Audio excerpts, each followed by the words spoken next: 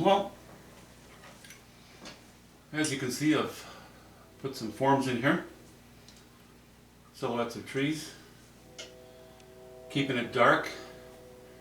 Still using color though, you know, even my sort of wash-in over my wash-in is using ultramarine blue, burnt sienna for the darker lines, and then adding a little bit of cobalt blue to make it a bit, a little bit of yellow ochre to make it a bit greener. And then we have a sort of a ridge of rock showing up here, a bit of bedrock. That's throwing in a little more raw umber and ultramarine blue and cobalt blue. And the rest of this I'm just going to go with mauve, combination of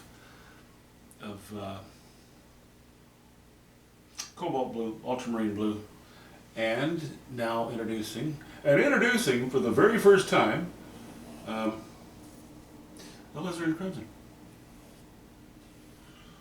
I think that's enough information for me to go ahead. I'm not going to give myself any guidelines in the sky. I want the sky to be sort of a free-spirited looking thing. As you can see, there is some wind in the trees, you know. The wind's generally coming from left to right, but of course the tree bends, and then between gusts it bends back, and then it bends again. So these are caught in various stages of bendiness.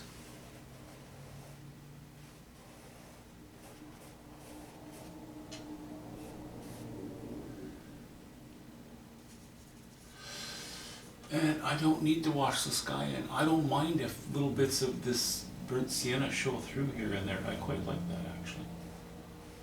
But given this again is going to be pretty silhouette-y in nature, and it's a pretty simple composition, I'd like to keep it quite dramatic. Because of that, I'm going to set the tone for the foreground being low values. This is where the intensity will come in. I'm not saying the sky is going to be really all that bright, but it's going to be more light there than elsewhere. It's going to be kind of our, I don't know, would I say it's going to be our main light source? We'll see how it goes. Probably our main light source, and then we'll have a secondary source coming in from, I don't know, the left or the right, haven't decided yet, so that we can show a little bit of light on these trees and this rock and what have you. You know, this